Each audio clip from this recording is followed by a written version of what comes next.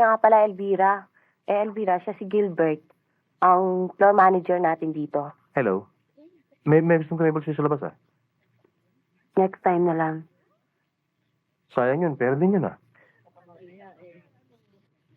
O, sige na. Lumabas ka na. Alam ko na mga eksena mo eh. Sige na. O, tignan mo. Ang bago mo pa lang. Star ka na kagad. Dapat ba ako matuwa? Pakiramdam ko kanina para ako natutulong sa hiya. Loka, masasanay ka rin sa bandang uli. Tignan mo. Magkaibigan pa rin tayo. Kahit anong mangyari. Hindi, Mari. Hanggang doon na lamang relasyon natin. Mahal kita. At alam ko na ipagtingin ka pa rin sa akin. Bigyan mo lang ako ng konting panahon. Matutulungan ko kayo. Hindi mo talaga ako naiintindihan.